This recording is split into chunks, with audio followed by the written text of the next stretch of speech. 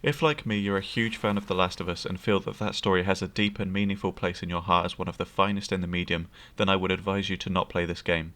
The Last of Us Part 2 is the complete opposite of the first game in such a way that it can affect your view of the first game in a substantial way. It's hard to know where to start in terms of discussing the level of disappointment that I and so many other people have had at the game, but I will try my best to separate what the game tries to do and how it fails or succeeds, and to what effect it has on the game as a whole. I played the game on a PS4 Pro on moderate difficulty on my first playthrough, with the recorded footage being of my second playthrough of the same difficulty but with the resources set to very common. I will also be spoiling everything about this game as well as the first game and its Left Behind DLC, so please don't watch this if you're intending to play the game and want to be unspoiled. It's been 7 years since The Last of Us came out, and the anticipation for the sequel was rightly very high, especially as Naughty Dog has been consistently making fantastic games for well over a decade. Arguably the main reason why people would want to buy this game is to experience a continuation of the relationship between Joel and Ellie, which, as you'll surely know by now, become very close during the events of the first game. Instead, what this game delivers is a subversion of every single expectation from a huge part of the core fanbase. At the end of the first game, after a huge journey across the country to get Ellie to the Fireflies in order to create a vaccine for the cordyceps, Joel lies to Ellie as to why she couldn't be used to create a cure, and we are left wondering whether or not Ellie believes Joel, and it's generally regarded as one of the finest examples of an ending in any video game, full stop. We begin part 2 with Joel addressing this very question, and it's just as ambivalent as the end of the first game as he discusses his decision with Tommy.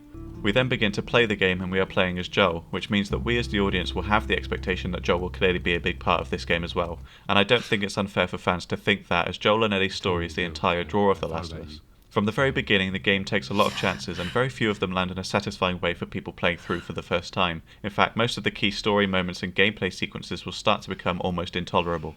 I'll begin talking about the prologue section in some detail and then go on to talk about the rest of the game in a broader sense, as the prologue will be the part of the game that most people will have a problem with, and I think it will make the most sense to discuss what happens to get the ball rolling in regards to the subject of the video. We soon begin to play as Ellie, and the first time I played the game, something didn't feel quite right about Ellie. It felt like I had no connection to her in any way. This isn't just because of her now being 5 years older, although that does take some getting used to, but more because her personality seems to have completely vanished, which is something I'll talk more about as we go along. She meets up with her friend Jesse and tells him that the night before his ex-girlfriend Dina kissed Ellie, unaware that he didn't already know this. Although Jesse feels awkward about the knowledge of the kiss, he reassures Ellie that he's cool about it and not to worry, which is hard to believe given that he and Dina were in a relationship for a significant amount of time before the breakup, but he sounds sincere enough, so we'll just have to believe him. Jesse comes across as being very jovial and charismatic, and it becomes one of the best things about the entire game. Yet in comparison, Ellie remains gaunt and empty. Although it's made evident much later in the game why this is the case, it's very off-putting for a first playthrough to experience Ellie being like this when we are so used to her being a confident and opinionated person. Together the two of them make their way through the town of Jackson, which has some really impressive touches. There's a lot of detail in this area and showcases lots of different people performing various tasks that shows us how Jackson runs and thrives. After strolling through the town with Jesse, he then takes us into the bar to meet with Maria and to have a discussion with Seth. Our talk with Seth was a hard one for me to understand because it's clear that he's upset her in some way and it's in relation to her sexuality. But he comes to her with a gift of steak sandwiches and sincerely apologises to her about what he said and that he didn't mean any of it. He even wishes her to be safe as she goes on patrol, and despite his sincerity and act of gift-giving, she treats him like he doesn't even deserve to live. Like Ellie's kiss from the night before, we don't know the full details about this encounter, but we are expected to fully sympathise with Ellie purely because it's in regards to an attack on her sexuality. Of course this sort of attack shouldn't be tolerated, but if someone attacked me for my sexuality and the next day came to me and quietly and sincerely apologised for what they said, and wanted to show their regret by giving me a gift that took them time and effort to make, I would never treat them in the way that Ellie does. It would probably be beneficial for me to say that I personally identify as bisexual and so have experienced a level of prejudice from various people and that I can understand Ellie's anger. However, my issue is how little information we are given, which isn't given to us until the very end of the game, and the way that Ellie treats Seth for his apology made me feel even more off with her than I already did. It's revealed at the end of the game what exactly Seth said to her, and yes, it is an awful slur against Ellie, but we as the player don't know any of this information, and all we have to go off is how the characters are acting. Seth comes across to me as being sincere and humble, whereas Ellie comes across as being dismissive and hateful, which is something that unfortunately doesn't improve as the story goes on. Soon after this we meet Dina, who is the person in question that kissed Ellie the night before, and she briefly discusses the kiss with Ellie, which will become the subject of utter obsession for Dina as we continue our journey. From here we are introduced to the gameplay loop of The Last of Us, in which we go into a building, clear it of affected, loot supplies, and then leave. I'll go more into detail about the gameplay and characters later, but for now I'm going to continue with the story as there is still a lot to discuss in the prologue and why for many people it will be the worst part of the game. Whilst on their way to the patrol location, Ellie and Dina share some jokes and stories to help bring them together and make their relationship believable to the player. Or at least I wish they did. As we'll come to understand much later, Ellie and Dina's relationship becomes fully explored by the end of the first day of Seattle, and in such a way that kills Dina's agency for the rest of the game. On their way to patrol, the two of them make a stop in a library in which they discover an old hideout on Weed Farm of former Firefly and Jackson resident Eugene. There are some cool artifacts to interact with in this area, but particularly interesting to Ellie and Dina is the jar full of spliffs that they soon begin to smoke. And as I mentioned before, it's not long until Dina brings up the subject of their kiss. The writing here is awkward, and yet it's meant to make us engage with them as a flirtatious and believable couple, which from a series that's meant to be about showing slow progression of characters, and from characters that are unsure of how they feel about each other, they have sex. There's no long build up to it, there's no chemistry or believability, they just have sex. They are then suddenly in this relationship which is not earned in any way, and one in which they will literally go to the ends of the earth for each other, even if it's for the purpose of mass murder. I found this particularly jarring because I was expecting that Ellie's awkwardness around Dina would be the subject of a long and developed character arc for the two of them, but to have that snuffed out within minutes of getting into this area was extremely disappointing and actually felt quite exploitative of their sexuality. Again, I will address this later in the video too, but the game continues the media trend of representing queerness by making it about sexual intimacy rather than about emotional intimacy. This moment is then interrupted by the arrival of Jesse, who catches the two of them still in their underwear. I think it would have been much more interesting and believable for them as a couple if he had walked in on them just as they are kissing, and we had had the romance develop over the course of the game until such a point where the sex scene is earned. But unfortunately they've already had sex, and that's the height of their relationship progression. Once Ellie and Dina have gotten dressed, Jesse informs them that Joel and Tommy didn't show up for relief when they were supposed to. And of course Ellie's alarm bells will start to ring. She grabs her stuff and the three of them split up to try and find Joel and Tommy.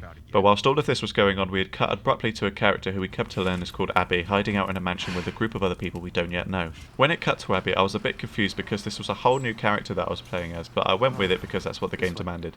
And then it dawned on me that I was a bit apprehensive to what to keep playing as Abby, as I had unfortunately had what Abby does spoiled for me by accidentally reading a brief comment on Facebook that outlines what Abby does, and so in my heart I knew what was coming. Abby goes out for a walk with a character called Owen, and he shows her the town of Jackson in the distance, with the two of them discussing someone they've been hunting down for a long time. And Abby becomes so eager to continue that she goes off on her own to find this person. I'll quickly jump forward now for the interest of time, and Abby is on the run from a horde of various infected types before being rescued by Joel and Tommy, and they help Abby run to safety. Tommy then does something so stupid it defies logic, especially when we know how these characters act around strangers in this world.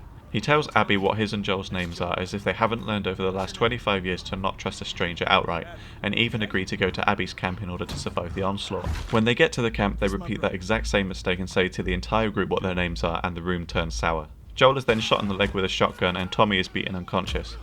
This is shocking in and of itself, but I thought that this was going to be the moment when Joel's fate is sealed, but Abby says to tourniquet his leg, which takes off the tension of the idea that he might be about to be killed and sets up the possibility of a rescue from Ellie. This is when Jesse walks in on Dina and Ellie in their underwear and tells them that Joel and Tommy are missing, and the three of them split up to try and find them. Ellie eventually reaches the mansion Joel was taken to, and from here on is where the game begins its crusade of utter misery, and the part of the game that many people, including myself, will want to stop playing entirely. Ellie approaches the mansion shouting Joel's name at the top of her voice, not considering whether there may be hostile enemies nearby, then enters the house and reaches the basement where Joel's screams are coming from and opens the door. I think it would be fair to assume that since the events of the first game, Ellie would have been taught much more about combat and how to check her surroundings for danger. In fact, this is evident considering she knows how to listen for threats and can handle a weapon far better than she could in the first game. Despite this assumption, and just like how Tommy told Abby his and Joel's names, Ellie acts totally unlike how the game teaches us is the right way to tackle combat situations. She doesn't check her corners for hostiles, she doesn't fire upon Abby when she sees Joel being mercilessly beaten with a golf club. She just walks straight ahead with her gun at arm's length and is easily tackled by someone who jumps her, leading to her being pinned down and totally powerless. This next moment is by far the worst moment in the game for many reasons, and although the rest of the game doesn't get worse than this in terms of how it handles beloved characters, it certainly doesn't get better, and the handling of Ellie in particular throughout the game is extremely upsetting. With Ellie pinned down and screaming for the gang to let her go and that she'll kill them, Abby raises her golf club and strikes Joel in the head and kills him. Joel and Ellie spend the entire first game learning about each other, how to trust in each other and form an extremely close relationship. Just think for a moment how much you went through with Joel and Ellie in the first game, and how much you love both of these characters, and how much more you want to experience with them. The game honours all of this connection and love by having Joel killed by a group of thugs in the most disrespectful and insulting way imaginable, and I don't mean that just in reference to Joel, but the way it is handled is also disrespectful to the player by killing him off so early and with such little context. He doesn't even get to say anything to Ellie, not even to tell her he loves her, or to give some sort of meaningful final farewell. He just dies like nothing mattered, and any chance of closure for his character is absent because we don't know at this point in the game what we come to learn at the end of the game. And if you think it's sad for us that Joel is dead, imagine what Ellie must feel. She hasn't just lost her friend and companion, she's lost who is essentially her surrogate dad, and neither of them got to say goodbye to each other, which we will come to realise is kind of the point of the game, but it's unreasonable to do this to these characters and to not give anything back to the player for doing so until much further into the game. As someone who lost their dad at the same age as Ellie is in the game, and also didn't get to say goodbye, this hit home much too closely as I would have liked, and yet I felt like I should have been crying at the time, but instead felt nothing but emptiness. There are many reasons why killing Joel off in this way and this soon in the story is wrong, but the worst reason of all is when you realise that his death is the justification for the rest of the game, meaning they kill off one of the most beloved characters in all of gaming to facilitate this revenge story. This isn't just insulting, it's downright criminal as far as I'm concerned, and again is completely unearned. If you're going to kill off Joel, that's fine, but you can't do it this soon in the game without people being pissed off, and in many cases upset enough for this moment to be the point they stop playing entirely, especially when we are given nothing in return. Joel's death is somewhat comparable with Captain Kirk's in Star Trek Generations, whereby the most famous Starfleet captain of all time falls off some scaffolding. Just like Captain Kirk, Joel deserved much better than this. A few months before this game came out, I had accidentally read the comment on Facebook I mentioned, and I was angry because it was a brief comment which I just happened to see. And although I had started to come to terms with the fact that it could be legitimate, I never would have imagined that Joel's death would occur so soon into the game, and in such an anticlimactic way. I'm no longer angry at that commenter, and I'm now angry at Naughty Dog for not just letting the leaks happen in the first place, but to not stop and think what kind of awful mistake they were making by doing this to Joel in such a callous way.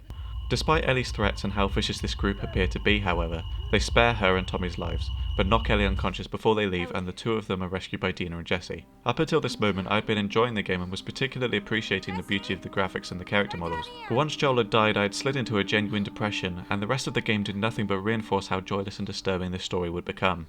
There are also videos that have gone viral of people reacting to this scene, with one person even ejecting his disc from the PlayStation and destroying it entirely. And I can completely understand this response, as it seems to be representative of a large part of the fanbase. After Tommy and Ellie are rescued by Dina and Jesse, we are then thrown into a cutscene between Tommy and Ellie in which Ellie is itching to go after Abby, and Tommy is hesitant at the prospect, which Ellie can't understand as he more than anyone should want revenge, but suspects that his reluctance comes from Maria, and he says that Maria makes a good point about not going after her. I have to agree with Tommy that even though going after Abby and getting revenge on her is a very tempting prospect given what she just did to Joel, it is in reality quite careless and most likely suicidal. It's worth noting these two characters' position on this issue at this point because they are views that will change for both of them throughout the game, especially towards the end of the game. But at this point in time, Ellie wants to go after Abby and Tommy thinks it's unwise. We then cut to Ellie stood in front of Joel's grave, which surprised me because this means we don't even get to see his funeral, or let Ellie have some parting words to his body as they bury him.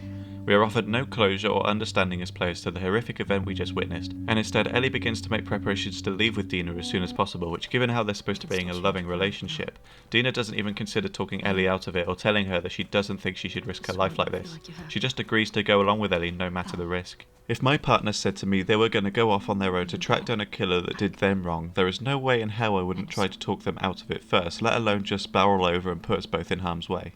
Before Ellie leaves, however, she insists on going to Joel's house first to get something.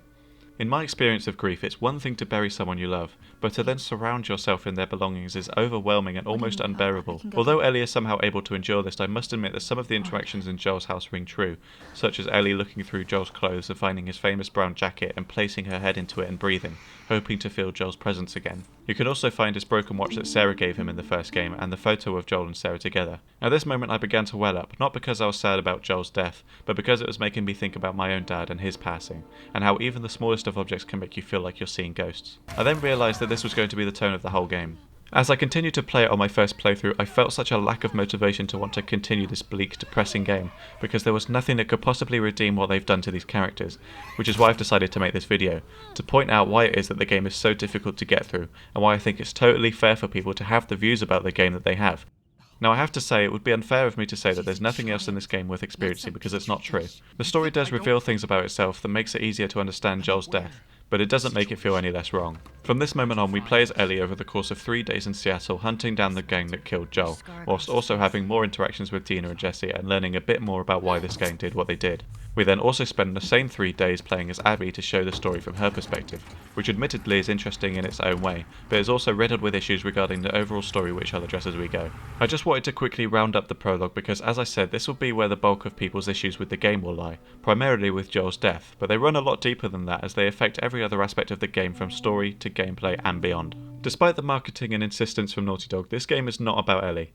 This is Abby's story and her quest for revenge, which only becomes apparent after playing through Ellie's section of the game. Playing as Ellie feels like something you have to do because they promised the game would be continuing Ellie's story and so needed to include it, but the real focus is on Abby and why she did what she did to Joel, which in turn starts to shift a dark cloud over Joel and Ellie's actions in the first game. The reason I say that the game is about Abby is because her character is by far the most important one over the course of the story. We kill Joel as Abby, we play as Abby during her flashbacks with her dad, we spend more time coming to learn about her characters through Abby, and most importantly, the most fun is to be had as we play as Abby, to such an extent that the misery we experience as Ellie shines a much brighter light on Abby as a heroic figure than any other character. None of that, however, means that the player will come to like Abby. In fact, it may have the opposite effect, and I personally found it to be quite manipulative. Obviously, Joel is no saint, and murdering the Doctor in cold blood is horrific, but the reason that moment exists in the first game is to show Joel's determination to save the girl he has come to love as his own daughter.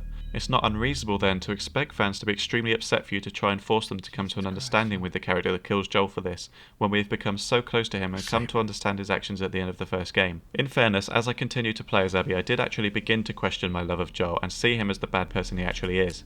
But this made me feel increasingly uncomfortable because I knew the game was trying to force that in for further justification for the story to exist in the first place. We are deliberately being made to hate Joel and Ellie, characters that we have loved and morally questioned for 7 years, in such a way that undermines the events of the first game.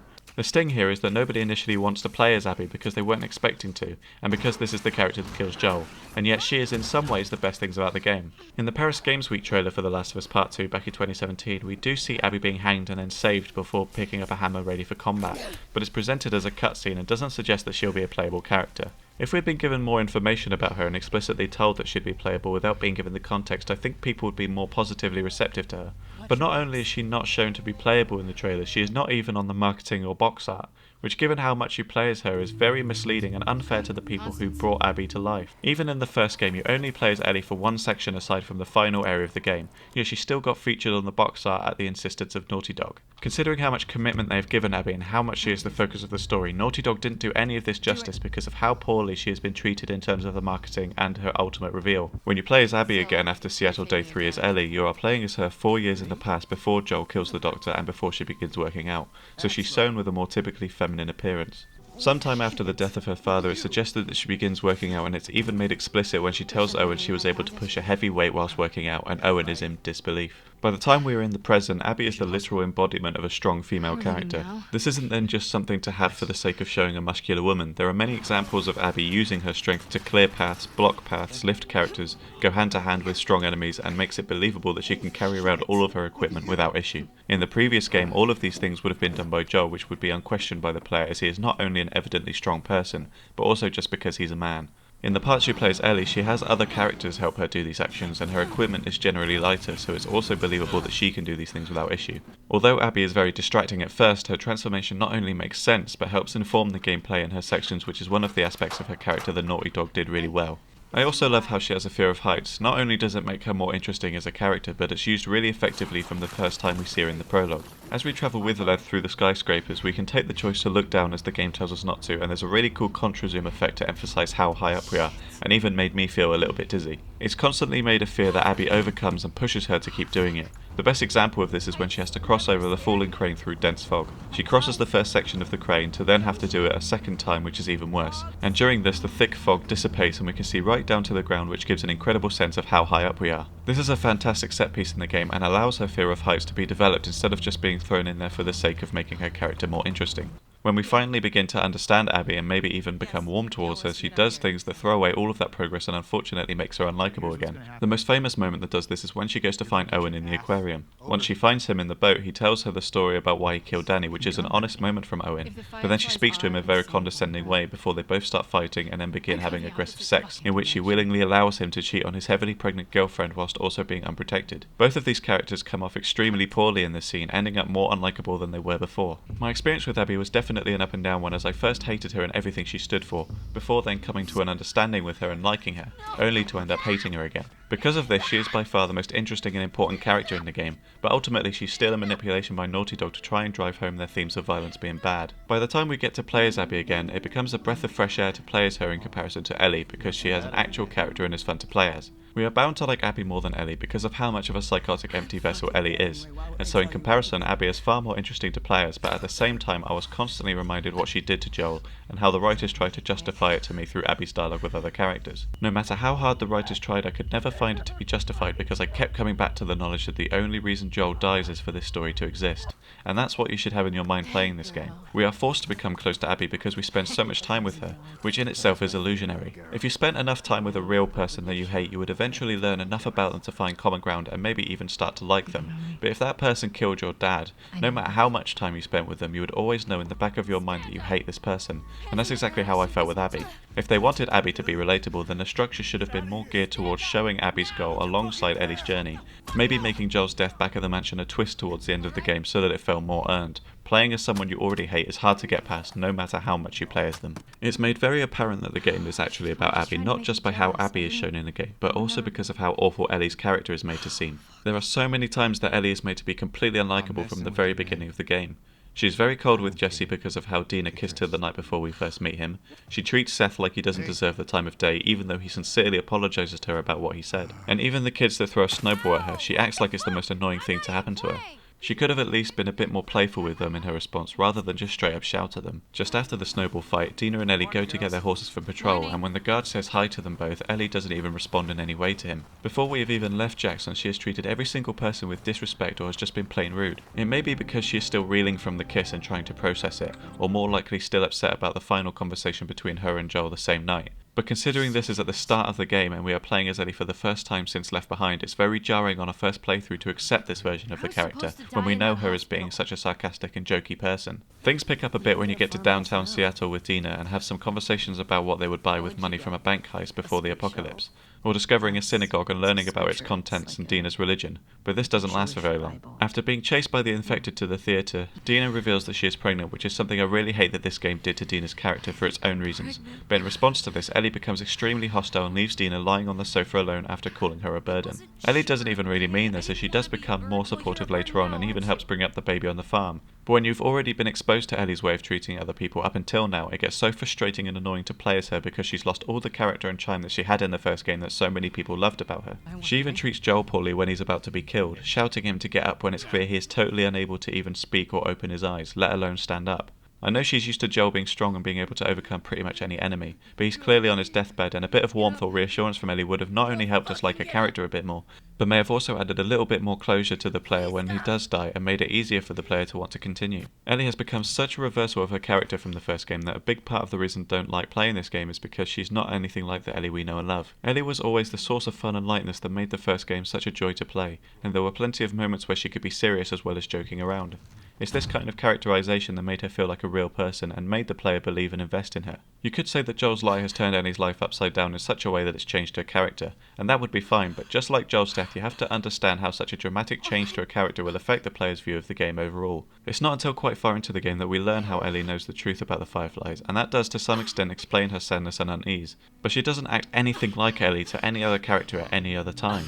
The closest she comes to being herself is on the farm with Dina, where she does joke around and make somewhat funny comments about the place to JJ, but this is during the epilogue of the game, far beyond the point at which players will have already condemned this game and these characters, and even if this point in the story does somehow redeem her character a bit, it's soon thrown away by her decision to go after Abby again and forsake her family entirely. It's a recurring trait of this game to expect the player to accept and believe so much but give so little back in return. I will talk more about the lack of reward the game has to offer later, but to expect us to believe Ellie's change of character with such little information until the end of the game is unreasonable. It's also hard to sympathise with Ellie because even when Nora tells Ellie why Abby did what she did, and that it's because of Joel saving Ellie, Ellie doesn't take any time to consider it and ask even if it's fair or worthwhile to go after Abby.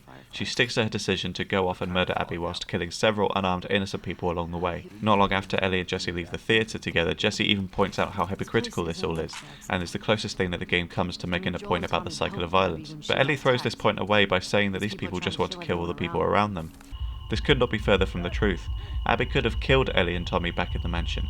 She could have outright killed Ellie and Tommy as well as Jesse in the theatre, but she doesn't. During our time with the Wolves, we learned that they have a complex settlement set up, and although they are at war with the Seraphites, there was at one point a truce between them, and shows some level of diplomacy by the Wolves. When Ellie said that line, even on my first playthrough, I just couldn't understand how that could possibly be true when the Wolves spared her and Tommy's life twice.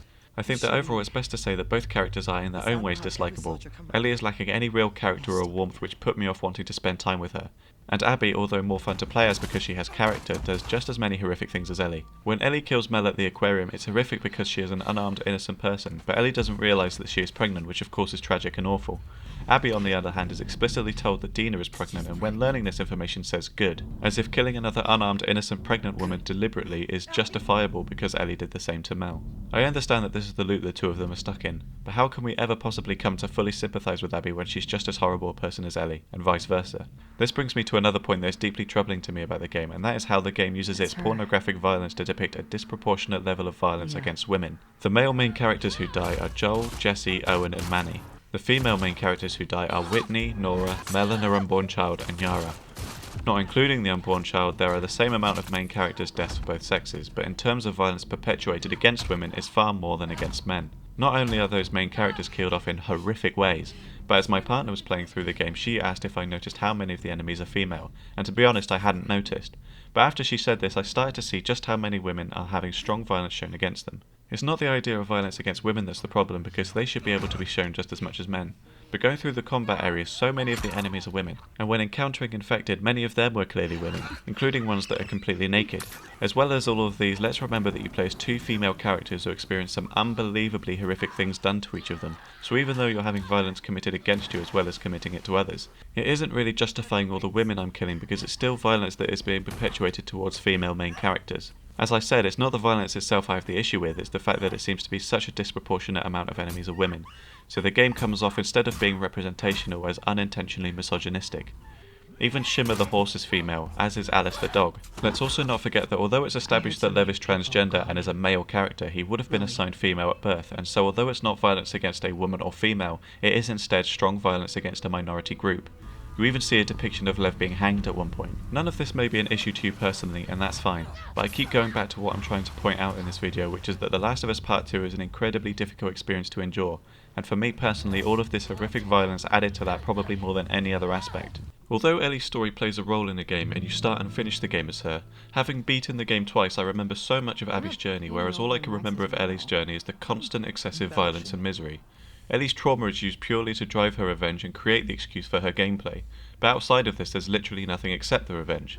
There's no character development because her character and relationships are all developed within minutes of each other, and her closure doesn't happen because she's so addicted to violence. Compare all of this to Abby, where although she's an awful person for what she did to Joel, she is far easier to sympathise with, and her development with other characters is so much better, especially regarding her relationship with Yara and Lev later in the game. I won't say I can completely come to like Abby, as I'll always have Joel's face in my mind, but compared to Ellie and how evil she has become, Abby comes out smelling of roses, and sadly this is something that most people will not get anywhere near to understanding. One of the main complaints of this game is about the lack of real story. Although there is a story of why the characters are doing what they're doing peppered throughout the game, the thing that these people are talking about is a lack of clear, focused story that makes playing the game worthwhile. The overall objective of the game is to hunt down Abby and get revenge on her for killing Joel. On the way to this objective, we are pulled along by the goal of hunting down various other people first in order to find out Abby's location, which you have to go through 4 of in order to learn where she actually is. And even then you don't find her and instead kill 2 other characters who, although implicit in Joel's death, weren't actually involved themselves,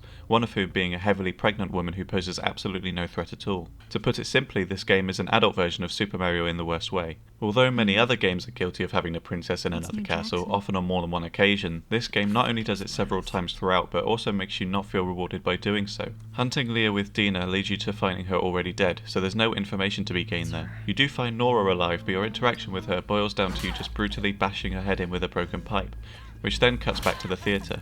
This threw me as I was not only forced to kill Nora in a horrific way, but I don't even get the privilege of hearing the information she gives for myself. Instead, Ellie spills this information to Dina and Jesse out of the clear blue sky, and I was left asking how she knows this information, as the cut away from Nora suggests that the final blow is fatal. It made no sense to me when Ellie said she made Nora talk, because after 3 strikes with that pipe, I imagine Nora would almost certainly be either knocked out or dead. We are also expected to accept that Nora gives up Abby when she already said she never would, just because Ellie wouldn't make her inevitable death a swift one. This moment also acts as a way to try and force the player to hate Ellie and feel more sympathetically towards Abby and the wolves, although given how we have already seen Abby torture Joel, it may be that we are just supposed to hate both characters. However, because of the structure of the game, Ellie becomes more and more hateable, and Abby becomes more redeemable, which further reinforces what I said about this game actually being about Abby and her story.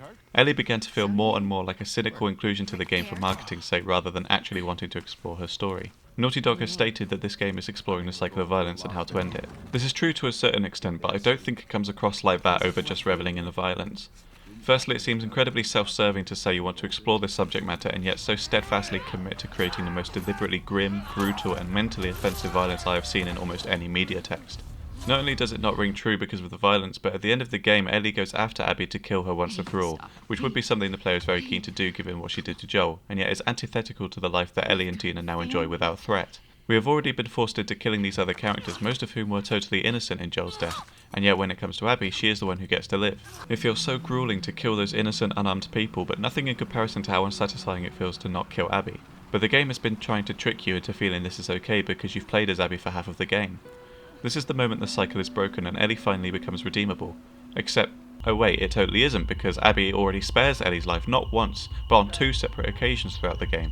She spares Ellie and Tommy at the mansion, and even when she could easily kill Ellie after killing Jesse and fake killing Tommy after saying how much she wasted the fact that Abby spared her before, she tells Ellie to make sure she never sees her again. Abby tries to break the cycle when she didn't have to, and because of this makes the fact that Ellie lets her go at the end even more of a difficult ending. Although I wish there was a different story being told in this game, if Naughty Dog insisted on telling this one, I think it would have made playing through this game a lot easier for myself and many other people who found Joel's death to be the game's first and final nail in the coffin if they had established a structure with a bit more consideration towards the player. The prologue switches between Ellie and Abby, which in itself isn't necessarily a bad idea because the game needs to tell the player that you can expect to play as Abby.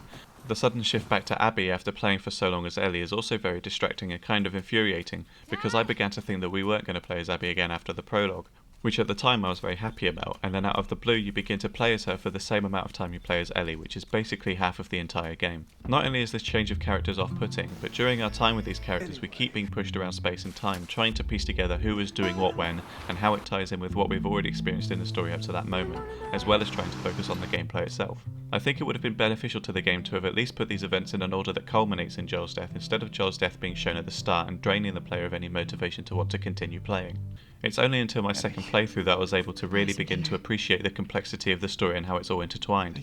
But it's not good enough for this to be the case, as many players will not even finish the game once, let alone twice.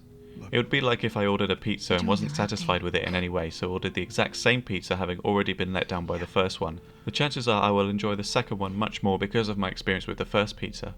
But I shouldn't have to order a second pizza.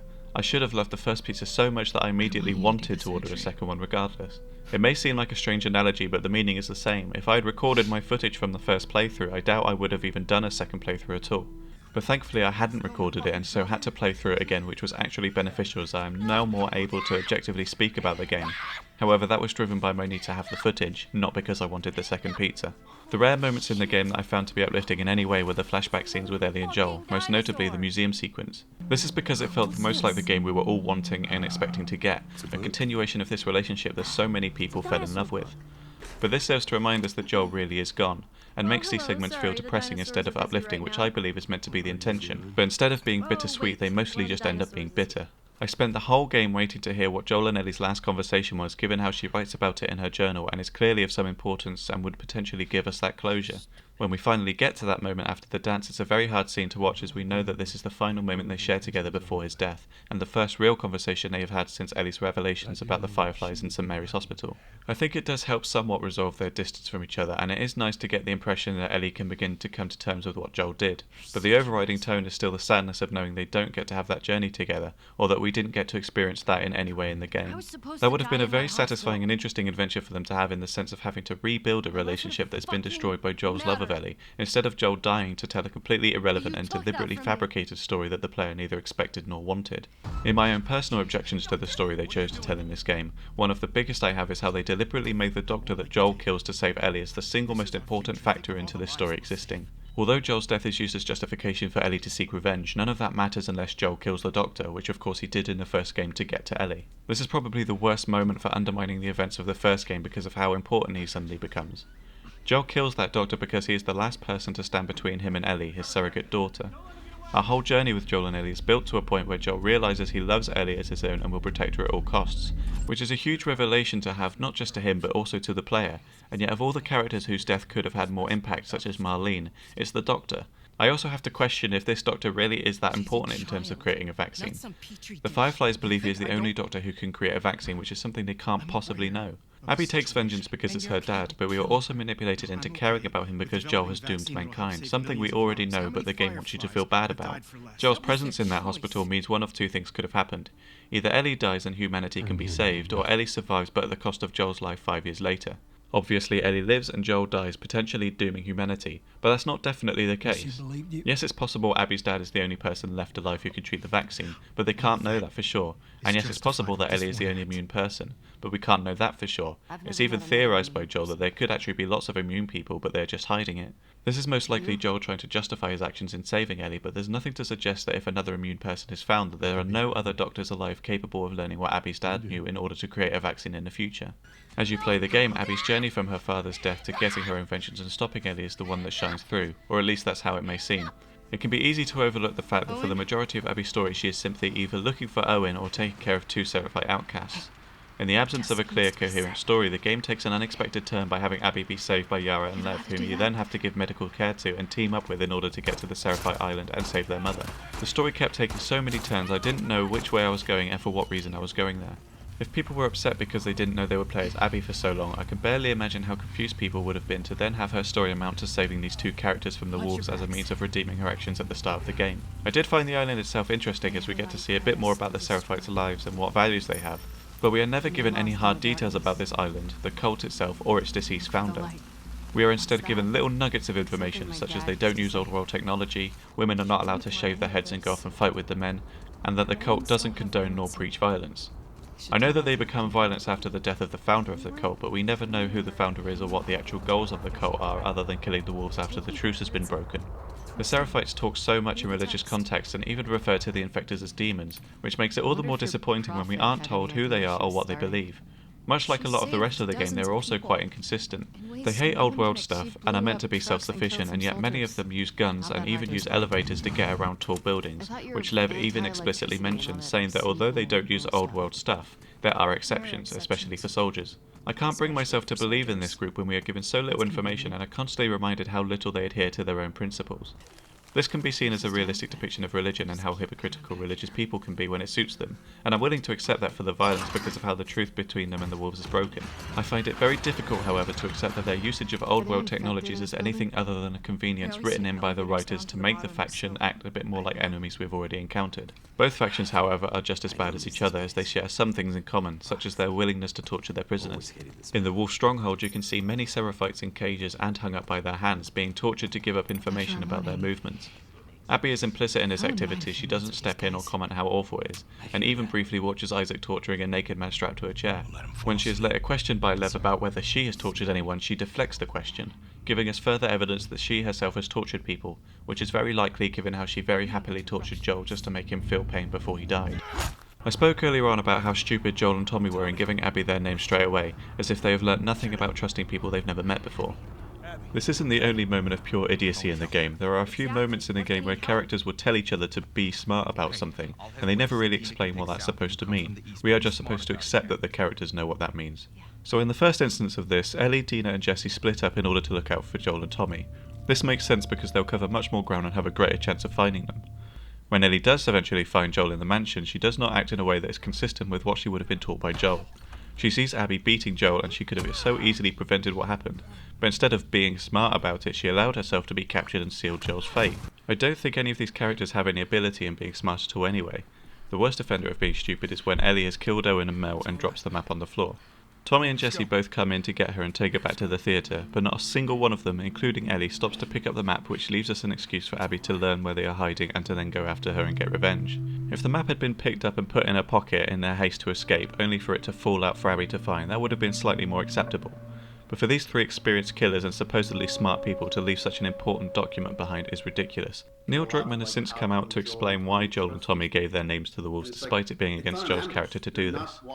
He basically says that because they have lived in Jackson for 5 years now, they've become much more comfortable with their lives and are much more trusting of people in general, so are more willing to give out this sort of information. This sounds like an artist defending his work against valid criticism, even if there are 5 years of character progression we don't see.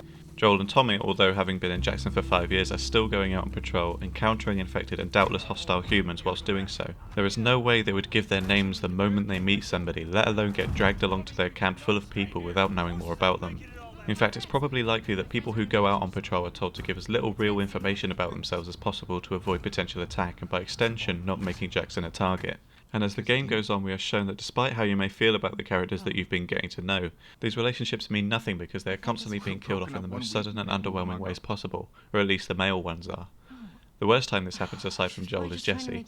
Jesse is by far and away the single most likeable character in the entire game, and yet he's treated like utter crap by everybody. From the first time we meet him, we are instantly made aware that he has very recently broken up with Dina, and he is informed that Dina has already moved on and kissed Ellie at the dance in which she barely acknowledged his existence. He insists he is fine with it and holds no resentment towards Ellie because of it. Jesse is very forgiving in this way, and it only makes us feel warmer towards him, even when he walks in on Ellie and Dina in bed together, as he doesn't make a scene or give them abuse for it. He just rolls with it. Then later, when he reaches the theatre, Dina greets him with open arms and is very caring and warm to him, which goes completely against how she was the last time she saw him at the dance and on patrol. However, she completely omits the fact that she is pregnant with his baby and doesn't give him the respect of telling him why she's so sick. It's not until he has to guess to Ellie as to her illness that Ellie tells him the truth about the baby. I feel so bad for Jesse because he goes through so much to get to them and then he has them mess him around the whole time he's with them. When we are exploring with him, there are some lovely moments where they joke together and tell some nice stories to each other, bringing us closer to both characters. But Ellie then forsakes Jesse in their search for Tommy so that she can go off to find Abby, which clearly upsets him, but he accepts it nonetheless. Then, as the final insult to Jesse, he dies suddenly by a shot to the face with not even a tear shed by Ellie, or similarly to Joel, a word of goodbye. As with Joel, I don't necessarily object to Jesse's death because it adds to Ellie's motivation, but the story doesn't care enough about the characters it's invested in for all this time to give them a bit more consideration of their deaths to mean anything. Yet even though this happens, the game will also not commit to killing characters just as much. Dina is beaten and impaled with an arrow and left in a potentially fatal state, yet miraculously both Dina and the baby survive. Tommy is also teased as being killed outright but isn't committed to. He's shot in the face by Abby as well, but instead it goes through the side of his face and doesn't hit the brain, meaning he is able to survive. This would have been a moment where his death could have meant something as he attacked Abby to try and save Ellie, but opposite to the other deaths, he gets to live, which I think is quite insulting to the player to have their favourite characters killed off without having a deeper meaning, yet a character whose death would have meant something is being taken away from them. The idea of death meaning something is a key theme in the whole series. Ellie wanted her death to mean something by being sacrificed to create a vaccine, which of course didn't happen, but her survival meant something to Joel, even if it was selfish. In Part 2, people living and dying has no meaning and makes no greater point about violence and the cycle of violence outside of the operating room where Ellie and the Doctor's fates connect. By the end of the game, the only somewhat likeable character left is Tommy, and even he is left being distant and angry because of Ellie's sudden change of heart about getting revenge like I mentioned earlier on. This could be a reflection of the conversation they had at the beginning where Ellie asks if he is sane not to go after revenge or if it's Maria. But if that was the case, then I would hope that he would be a bit more understanding about it and not be so aggressive. Although she's never killed off, Dina may as well have literally died, as she certainly died emotionally much earlier in the game. After riding around Seattle with her and getting out of several scrapes, we as the player begin to get closer to her and see the relationship start to form between her and Ellie. When you leave the tunnels with her and make your way to the theatre, she informs you she is pregnant, and I hate this moment for several reasons. It's one of the most overused, lazy and annoying cliches of any medium for someone to announce they are pregnant as a plot twist. But not only that, Dina loses all charisma and agency in the game as she is reduced to somebody who patches Ellie up at the theatre and locks the door after Ellie and Jesse go out. I am aware that pregnancy can make somebody sick and drain them in a way that means they are not able to go out killing as Dina was a few days before. But to spend the whole rest of the game either asleep or debilitated in some way just because she is pregnant baffles me, and is such a waste of potentially interesting character. When Ellie then at the end of the game goes to California to search for Abby, Dina explains to her that she won't go through this again and that Abby shouldn't be able to take Ellie away like this. When Ellie comes back to the farm, Dina and the baby are gone, as well as all of their belongings and animals. So although Dina doesn't die, their forced and son relationship certainly does. Of all of the unceremonial deaths, there is one that actually fulfills some sort of greater meaning, which is the death of Yara. When Yara, Lev and Abby are cornered by Isaac and the wolves, Yara is shot and lays unconscious on the ground. By this point in the game, the player has become accustomed to characters being killed off without meaning, and so it's easy to write Yara off as being dead the moment she's shot. The game does make the convenient sin of faking out on this death. However, Yara is able to grab a weapon and use it to shoot Isaac and allow the other two to escape. As far as I've experienced, Yara's death is the only one that has any other meaning other than just shocking the audience. It not only allows her brother to escape to safety, but symbolises her trust in Abby to protect Lev and get him to safety. Joel is killed off to justify the story, Jesse is killed off for no reason when he is the only likeable character, Manny is killed off again for shock value by Tommy, Tommy is made to be presumed dead by being shot by Abby, and all the other characters die because the story requires them to do so in order to fulfill the false narrative of the cycle of violence. Compare the deaths in Part 2 to the first game, where Tess dies to allow Joel and Ellie to get away. Sam dies by being bitten and then shot by Henry after protecting the rest of the group. Henry dies because he can't cope with what he's done to Sam and realises he's lost everything he survives for. Then finally, Marlene dies because Joel will do anything to protect Ellie, and killing her means that the two of them can be safe. All of these characters are given their own moments for their deaths to mean something and engage emotionally with the player in some way, which is completely absent in Part 2. In The Last of Us, although there was a lot of sadness and despair, there was always an underlying feeling of hope and optimism because of Ellie's immunity, to keep the game light enough to motivate the player to continue, as well as the wealth of fun and interesting characters. There were also moments of real joy and beauty that stood out and made the world not feel as bad as it seemed, with an obvious example being the moment Joel and Ellie take a moment to watch the wild giraffes grazing in the distance. During the course of that game, we also learn a lot about the characters, the story of the world itself, and we see a sincere and beautiful relationship grow between Joel and Ellie that is utterly convincing. Whenever I have played The Last of Us, even on grounded mode, I have always had fun, and it's always felt real and honest because of those moments of love, despite what's happening to the world around the characters. And the final choice that Joel makes is meaningful because he saves Ellie because of his love of her, forsaking the future of mankind for the life of his daughter, who he cannot lose a second time. This is very selfish and maybe even evil of Joel, especially as he even murders Marlene, but all of these characters have never been cut and dry. Every single person has good and bad in them, just like real people in the real world, and this is why the ending is considered one of the best in the entire video game history. In Part 2, however, the game is so relentlessly dark and cruel and vicious, but worst of all pessimistic and cynical. The constant bleakness of the landscapes and brutal realism of the violence is so intense that the satisfaction of getting through the game is almost non-existent. Not even the fun to be had from looting buildings and learning stories of their former inhabitants feels enlightening or interesting, because you know that this is now a world of no hope and instead one of pure misery and death. There are moments that feel lighter because they may use brighter colour palettes or more use of light, such as Joel and Ellie's visit to the museum, and Abby and her father's stroll through the zoo. Unfortunately, I couldn't enjoy these moments as I already had knowledge of what it all leads to. Joel and Ellie's visit to the museum is by far the best section of the entire game, but it was still depressing and joyless for me because at this point we know that Joel dies, and so this whole sequence is put under a dark cloud. This is made more apparent by the music, which basically consists of slow, intermittent strums of acoustic guitar, which makes the place feel empty and dead. On its own this would be fantastic, and maybe if it occurred before seeing Joel die I could like it more, because as a sequence it is very well done. But the point is that because of Joel's death, even this moment between him and Ellie on her birthday feeds into the overwhelming misery that this game perpetuates. It's like being in mourning and then seeing the person you're mourning everywhere, which is obviously what's happening to Ellie. But for me as a player, it just stings. There are similar moments to this, such as Abby and Owen playing on the Ferris wheel before exploring the aquarium. Again, the aquarium is one of the nicest moments in the entire game, but the more I think about it, the more I'm realising how the actual reason I like these sections in the museum and the zoo and the aquarium is because of how impressive they are to explore, and how much work has gone into designing them in terms of the layouts and displays. All of the dinosaur skeletons, playground equipment, fish tanks and models stand out because of how beautiful they are visually. But with the tone of the game being at such odds with these objects, I just found myself looking at the visuals and admiring them instead of paying attention to what's happening in a moment, with the possible exception of when Abby and Owen watch the seal, which does feel a bit more hopeful. I have to give props to the sound designers, animators and artists for making the violence in this game feel so real and visceral. They have done an outstanding job of making the player hear every single bone break, organ squish, knife slice and killing blow. All of this work, however, creates an uneasy feeling whereby the violence is so brutal and so relentless that this becomes downright pornographic. I'm not necessarily criticising the game for this because it's clear they went in with the objective of making the violence mean something and to elicit a response. But what I am criticising is that in such a thematically dark game it makes the experience so much more harrowing than it needs to be. I'm someone who has seen and played some extremely violent and disturbing films and games in my life, as well as experiencing some real life trauma that has affected me deeply, but no other media text has affected me in the ways that this game has. This may be something particular to me and my life experience that have made those moments more prevalent, but it's undeniable that the brutality is deeply disturbing to the point that it begins to turn the game into a misery simulator.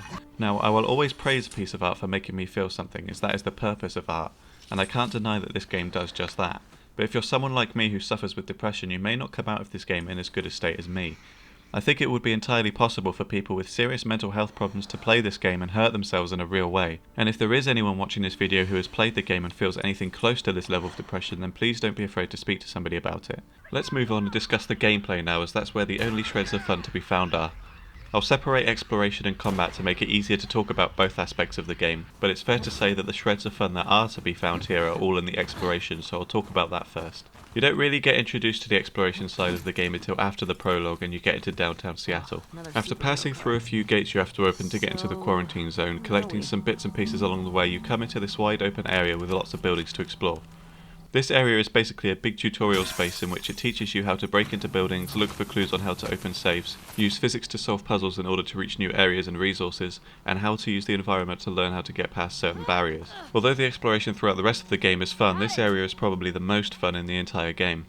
Being given the freedom to go into any building and find its secrets is really exciting and allows for a bit of time for Ellie and Dina to do some bonding throughout. Downtown Seattle teaches the player everything you'll need to know to get the most out of exploring and makes it worth your time by giving some really good resources. One of the best examples in this area is where you can enter these ruins and smash the windows in order to reach a balcony that allows you to make your way around to some stairs which leads to new resources and collectibles. It's a very simple moment of teaching the player, but it's useful because there are so many areas in the game that require you to smash glass in order to reach inaccessible areas. It also makes the player feel some pride and accomplishment for figuring out later in the game how to access locked rooms and the like by using this simple method. Similarly is how you can use ropes to lower yourself down to platforms or use the rope to swing over a ledge that then will lead to the reward. What's brilliant about this is that not long before this section you use a power lead from a generator to route power to a trailer to open the main gate for Dina, but you can also use the same lead to throw over the trailer next to you in order to climb up and find resources that are otherwise very easy to miss. It's moments like this that make the exploration in the Last of Us series such fun to play. Some of the other standout moments later in the game are finding safes that will of course contain some useful stuff, and so you have to locate the clues in order to open the safe. Sometimes these will be really easy, like having the code written on a piece of paper next to the safe. Other times it requires a bit more thought, such as this bit of paper that says the code to the safe is the same as the Wi-Fi password, which means you have to look around the area to find the Wi-Fi password and then use that to enter the safe. Or another example being given the clue of a big win being the combination which refers to a lottery ticket. Exploration can also lead to some unexpectedly fun moments. When I was journeying with Manny as Abby, I found this room which I completely missed on my first playthrough, which Abby mentions is being used by squatters. You can then read a piece of paper that reveals it's Manny who has been using that room as a place for taking women to sleep with. He even comes up and snatches the paper out of your hands, which is a really nice touch. There are also several Easter eggs scattered about the game, such as Nathan Drake's ring in the downtown Seattle bank, Ellie finding the VHS porn tapes that reference Crash Bandicoot, and even Neil Druckmann as one of the collectible hero cards. Other rewards for exploration can be training manuals to learn new skills, or weapon holsters that mean you don't have to manually swap weapons as frequently. As much as I love the first game, the exploration in Part 2 is probably the only way in which it improves over the first game. I absolutely loved exploring and looting in Part 1 and being rewarded in similar ways. But Part 2 takes that and adds new ways to make it interesting, using what Naughty Dog learnt in Uncharted 4 by adding the rope physics to add verticality and have more puzzle solving options. There are however some issues with the exploration, such as not having any way of knowing whether or not an object you interact with will take you out of the area and block you off from it. When I was exploring Eugene's underground weed farm on my first playthrough, I interacted with this jar of spliffs before anything else, and that progressed the story into Ellie and Dina having sex and then leaving the building entirely before being able to look at the other artifacts in the basement. I also would have liked all the boarded up buildings to be explorable too. Why can't I enter some buildings and look around and not others? I understand some buildings being overgrown and being a part of a wall to keep you from walking out of the area, but if there are buildings with unobstructed windows that I can't get into them, then it takes me out of the believability of the world. It feels like I'm missing out on potential new experiences or stories in those buildings. There are many similarities gameplay-wise to the first game. In fact, the two games are almost identical in that regard, but there are some subtle improvements that make the game feel satisfying when it comes to leveling up your character. The time it takes to pop pills or upgrade weapons is probably about the same as the first game, but the upgrades available through supplements are a bit more specific and allow for a greater range of upgrades for different playstyles. There also seem to be fewer weapon upgrades, so it's not quite so overwhelming as to what to upgrade. But when you do make a decision, there are some brilliant animations that show the character making the modifications themselves and applying it to that weapon, such as emptying the chamber when selecting the weapon to upgrade and then reloading it after the upgrade is finished. These touches made the exploration much more rewarding, and it's always really fun to see the characters improve their weapons this way. Regardless of how fun the looting and exploration is, however, there are still frustrations with it. The worst moment of exploration is when you enter this tower block and find an empty apartment with a workbench. Workbenches are supposed to be icons that indicate it's safe to take a moment and work on upgrades. But when you interact with the workbench, you get jumped by a group of enemies and the game forces you into combat and into using your resources, which is something I'll talk about more when I get into the combat section. This moment is stupid not just because it's meant to be a moment of safety, but because it's a cheap way of inserting another of the many jump scares the game chucks in to make the game seem scarier than it actually is. It does open up a new room in this apartment to explore, but why can't we have had to solve another puzzle to get into this room instead of being tricked out of our resources and health just for the sake of a rubbish jump scare? I hated this encounter on both of my playthroughs and just helps to highlight how little the game respects the player and the resources they have earned. This sentiment is made obvious throughout the entire game as the combat is so awful and lacks any sense of fun. I won't deny that you can change and customize the difficulty settings to have aim assistance and detection meters, but I played with these options turned off and found that the combat was extremely difficult to get used to, even though in theory it's the exact same combat system as the first game. The gunplay itself is very frustrating because the guns are so hard to aim, particularly in comparison to the first game, that it means that by the time you've lined up your headshot on the enemy, they've hit you a good 2 or sometimes 3 times with their instant pinpoint accuracy. Of course, you can try and avoid open conflict entirely by using stealth, but this is just as tedious and even sometimes as futile as going in with normal combat. I would say it's clear that the ideal way to approach combat is by using stealth so that you use fewer resources and keep your health, but in practice I felt more and more like it's better to just go in guns blazing. When I tried to use stealth, most of the time I would be spotted by someone half a mile away, even when I was crouched in grass. I am grateful that the game didn't make me have to worry about crafting shivs for taking out enemies, as Ellie has a permanent switchblade. However, instead they replaced that with the ability to craft silencers for your pistols, which are actually probably more annoying than shivs, because at least with shivs you know that if you get close enough it's a definite kill. But when using a silencer, I would sometimes get the headshot on an enemy and it would just wound them, and then I would of course be spotted anyway. I would also have liked it to be that if you are spotted and put into open combat, that your character would automatically take off the silencer instead of me drawing my weapon to kill an enemy that has flanked me and then wasting a shot with it because I didn't have the time to take it off. As I said, luckily we don't have to deal with breakable shivs. Except we do, because Abby in her many years of life and getting into combat hasn't been able to find a single knife or blade like Ellie has, and so not only do we have to worry about silencers but shivs as well, which when I realised this was the case really frustrated me. The combat can be improved by investing in handling mods for your weapons or aiming steadiness upgrades with supplements, which definitely make an improvement, but even with these upgrades I continue to have difficulties with hitting the enemies the way I wanted to before they were able to land hits on me. Other craftable equipment for combat include molotovs, pipe bombs, stun bombs, trap mines and upgrades to your temporary melee weapon. The most useful of these are the molotovs and pipe bombs because they can be thrown and are able to take out several enemies in one go. The others however are ones that I rarely used.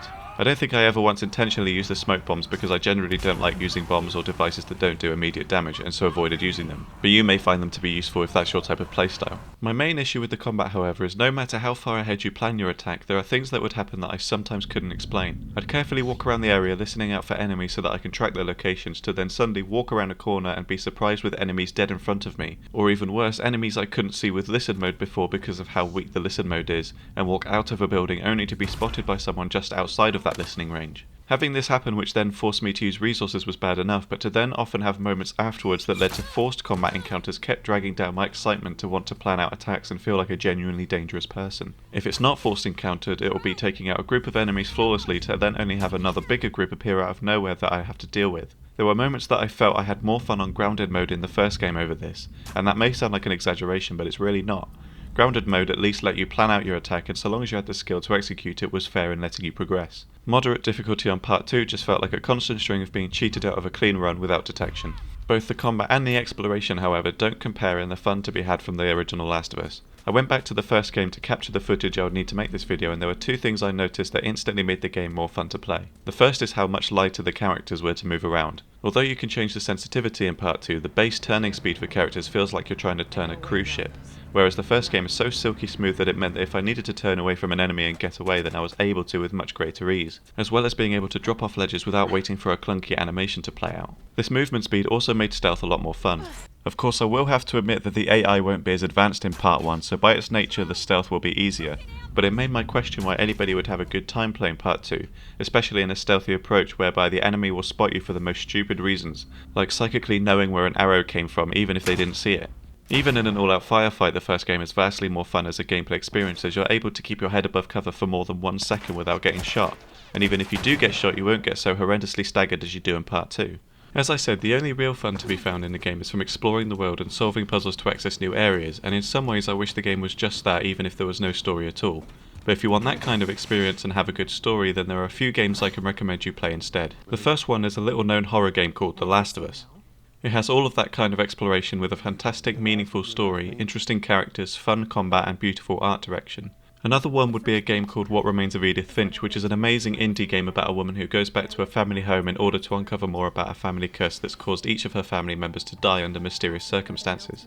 The gameplay is basically just exploring different areas of the house to uncover clues about the curse and the family itself, and I can't recommend it enough if you like these kind of story-driven games. Two others I want to mention are Tacoma by Fulbright, which is a similar style game but set in space and has its own rich, interesting story that implements gameplay that plays around with time in a really cool way. The other one is Gone Home, which is made by the same studio but released a few years before Tacoma and was worked on many people who worked on the beloved Bioshock 2 DLC Minerva's Den. The story follows a woman returning to her family home similarly to Edith Finch, and finds that nobody is at home. I won't go into any details about the story in case of spoilers, but it's a fantastic game that uses the idea of exploring individual areas to find clues in order to progress to the next area whilst uncovering interesting stories about your family and yourself. This game is also far superior to The Last of Us Part 2 in its representation of queerness and shows a really loving, sensitive approach to that subject in a way that very few other games have done. And ironically, Gone Home is more reminiscent of Left Behind than The Last of Us Part 2 is. So yeah, if you want to play a fun, worthwhile story with those kind of gameplay moments, then check those games out. I've seen many posts and comments online that this game was made in partnership with Anita Sarkeesian, which I couldn't find any evidence of in the credits of the game itself, so I did a little bit of research. As far as I could tell, it's just that Neil Druckmann admires and agrees with many of the things that Anita says. Of course, she would be infinitely more qualified as someone with whom to talk about feminism in video games as she is a woman, and whether you like it or not, she is a woman with influence in the video games industry. I regard myself as a feminist and an advocate for equality for all people.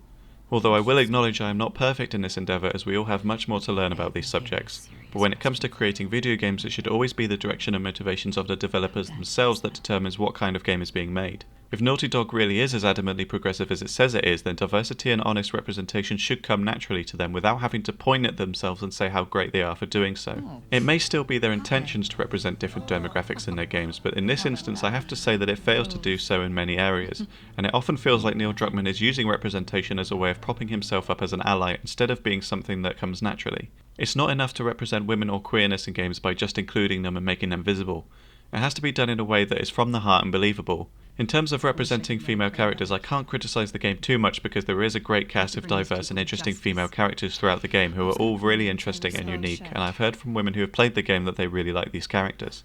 I've mentioned already how they are sadly mostly the subject of horrific violence, but in terms of actual characterisation, women will always be the most important people to talk to in order to help create those varied and great interesting female characters. The really problematic issue with representation in this game is the depiction of queerness. It's established in the Left Behind DLC for the first game that Ellie is not straight. It's not definitively defined either way if she's gay or bisexual or somewhere else on the spectrum until Part 2, where it's made a bit more evident that she's gay.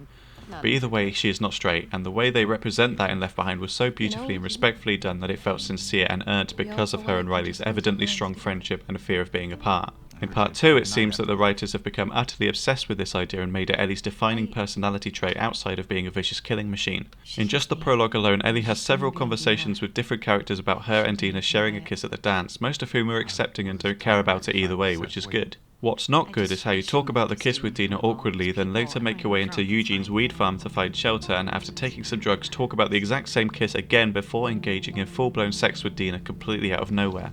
Then after we make our way to Seattle, the two of them are in a fully open relationship, giving us no time to get to know Dina beforehand. People playing this game for the first time will care about Ellie and what happens to her, so it's therefore jarring to see her shack up with someone we don't know or even trust yet. Not only is this relationship extremely forced and unbelievable, but it's all they talk about until they reach the theatre, which is killed stone dead for the rest of their game by the revelation that Dina is pregnant. Even when you're in the music shop playing the guitar, Ellie begins to play Joel's song before being interrupted by Dina, and then instead plays a really stupid, cheesy rendition of Take On Me by Aha. If this wasn't on the nose enough, Dina then brings up kissing yet again by saying Ellie should have kissed her whilst they were around a campfire we never see. It's one thing to expect your audience to accept this stranger as being in a forced relationship with Ellie, but another thing to have her constantly bring up how Ellie should have made more of a move beforehand, especially after Dina interrupts Ellie trying to play Joel's song. None of this feels real or sincere, and so I can only assume it's been included for the sake of showing same-sex couples. The game revels in and commodifies sexuality in such an overtly tokenistic way I am amazed it was ever seen as being a realistic depiction enough to go to print. Ellie and Dina's relationship is built on nothing but sex. Not chemistry, not warmth, and certainly not love. Compare this game with Left Behind, where it's so perfectly balanced and handled, and this game feels like a completely different studio has written it. Not only is this problematic in of itself, but it's worse when you realise that every single mention of same-sex relationships are between women. It's shown between Dina and Ellie, it's talked about this guard at the Wolf Hospital, and in the gay bookstore they specifically bring attention to a book about two women. It's a recurring thing this game does whereby the events that happen are not even the real issue, it's the fact that none of it is earned in any way. If we got to know Dina and built a relationship with her, then great, but Naughty Dog rushes into everything without thinking about how it will affect the person playing who is meant to have agency in this world. Ellie and Dina's relationship does not ring true with any queer women I have ever known, or indeed of any serious relationship. And as someone who is bisexual myself, I can say that the representation of queerness in this game is not just unrepresentational, it's objectifying and insulting. Given how we already know that Ellie is queer from Left Behind, I don't really know what putting her in a relationship in this game, especially so early on, achieves, particularly by pointing at it so much. Artists should always make the art they want to make so long as it comes from the heart, and it may well be that this story and these characters are from the heart, but you also have to make sure you're executing those decisions in an effective way and that these relationships are relatable to the audience. Take Sarah's death in the first game, for example. It's clear that they wanted Joel to go through this trauma and that Sarah had to die. But they worked hard to make sure that in the first 15 minutes of the game that you as the player like Sarah and believe in her relationship with Joel, which is why when she gets shot and dies in Joel's arms, most people end up in floods of tears over it. We see these people as a real father and daughter. Ellie and Dina don't feel like a real couple, and so we don't care about their story or how they feel about each other. When Joel dies, we know nothing about Abby whatsoever, and so when she killed him I didn't cry. In fact, I didn't have any feelings aside from emptiness. Unfortunately, I'd already had that moment spoiled for me, but nothing about the actual event made me feel anything close to how Sarah's death made me feel, even though I knew it was supposed to. And this is the point that the whole failure of The Last of Us Part 2 revolves around. In Part 1, every single story moment is earned and believable, and in Part 2, everything is rushed and forced. Going back to conversations between characters, there are moments where they will finally talk meaningfully about a subject and further inform the player, but it's sometimes done in a way that undermines the point they are trying to make. The most notable example of this is how you come across a group of Seraphites with Lev and they refer to him as Lily. After the encounter, he asks if you heard what they said and want to talk about it. Abby says no, and Lev says that he didn't want to talk about it anyway. I can accept this moment because these two characters are still bonding and Lev isn't comfortable talking about it with Abby. It would have been nice to have some sort of dialogue option like in Uncharted 4 to make it seem a little bit more like the player wants to engage with Lev, but it's just the one answer. It's not until later in the aquarium that Abby discusses Lev with Yara and she reveals that Lev is in fact transgender. I felt cheated by this conversation because the game is trying to address queerness in several ways, and yet despite travelling with Lev and having near-death experiences together, it's not even Lev who gets to open up to you about his identity. Instead, we get it from the perspective of someone who has already had to learn and accept Lev for who he is. We should be hearing this from Lev. If you want to represent and give voice to transgender people, then don't take it away from them. It would have been infinitely more important for Lev to talk to Abby about this stuff, and it's wrong that we have to hear it from Yara, who won't understand anywhere near as much about it as Lev himself, especially as Lev's voice actor is a trans person as well. Not only should we have heard about Lev being trans from him, but coming from Yara distances the player from the very subject matter Naughty Dog are trying to address, by being given the information by somebody who won't know how to fully explain it instead of someone who is living it. What is the point of Abby and Lev having near-death experiences and bonding if they are not the ones who even talk about it? This is the kind of example of character development that would have happened in the first game and would have worked extremely well. Now, I've talked about how the representation in the game feels tokenistic and unbelievable because of how either rushed or shoved in it feels, but there is actually one aspect of the game that is fantastic in terms of gameplay and representation, and in my opinion the most important thing in the entire game, and that is its commitment to accessibility. Of all the game studios out there that are putting out AAA games and are marketing them to as wide an audience as possible, it's impossible to deny that Naughty Dog has had a genuine approach to making their games playable by as many of those people as they can. I noticed in Uncharted 4 that the accessibility features were good, and it is something that Naughty Dog are trying to pioneer in the games industry in a way that no other company has, even more so than Sony and Microsoft themselves. The Last of Us Part 2, however, is by all accounts one of, if not the best examples of accessibility features in a game to ever release.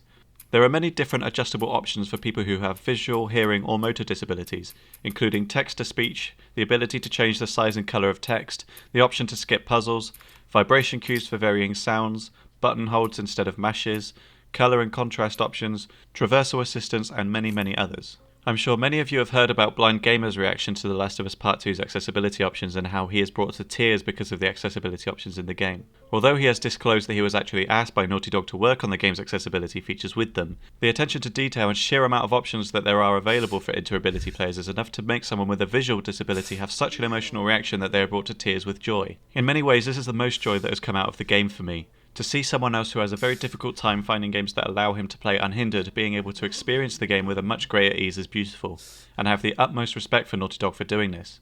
Seeing how happy Blind Gamer was made by being able to be part of this experience brought me happiness in a way that the actual game never could, and seeing fellow gamers being able to participate in something that they've been restricted from because of the state of the industry at large is the single most important thing to come out of this game, which I hope from now on will begin to become a standard across the industry. Although the game is a hard time, it would be amiss of me to say that there isn't some really great stuff to be found in the game. Firstly, I have to say that despite what I may think about the characters, the acting across the board is fantastic. Every single actor puts their all into making these characters come to life, with that work accentuated by the impressive facial animations that are some of the most impressive I've ever seen in a video game. Even if it's a character I hate on screen such as Dina, I can't help but be impressed by the performance that is being given by Shannon Woodward. And indeed the same could be said about the rest of the cast. Possibly the best performance in the game is by Laura Bailey as Abby. Although I have very mixed feelings towards Abby as a character, the performance itself is fantastic and can't be faulted in my opinion. Aside from performances, there are some other exceptional facial animations that stand out. Like, I love how when you take down an enemy, the anger and aggression is displayed on your character's face as you use your strength to strangle someone or cut their neck with your blades. It's brutal and gruesome, but still very impressive.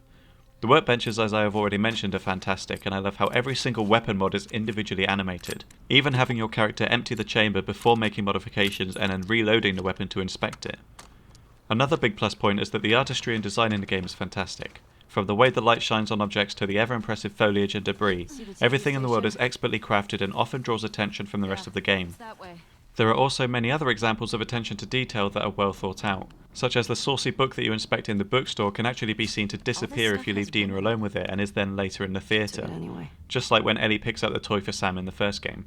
Another moment is when you're going through the aquarium as Ellie and the skylight is broken, which matches the events that would have taken place earlier when Abby breaks into the aquarium to look for Owen, but we as the player haven't experienced that yet. There are probably dozens of examples like this that you could find if you look hard enough, but these were a few that I noticed and was really impressed by when I saw them. I think on balance that Uncharted 4 looks better than this game, but that game is pretty much always well lit and so textures can pop out more. Whereas in The Last of Us Part 2 it's almost always raining and dark, which in my opinion makes things look worse just because of the lack of light. However, despite the game's beauty and outstanding attention to detail, spending almost the entire game surrounded by heavy rain, darkness and desolation means we can't properly appreciate the artistry in the world. I get that rain and bad weather is part of the course in Seattle, but it makes the world difficult to look at for extended periods of time. It does however help boost the effect of the world when you are in lush areas such as the zoo or Santa Barbara, but these moments are so few and far between it tested my endurance of how long I could focus on the events taking place, and even knowing where I was at any given time as most of the levels begin to look the same. One of the most impressive areas in the game is the Wolf Stronghold in an American football stadium. When you walk through the camp it's truly awesome to see how well thought out it is.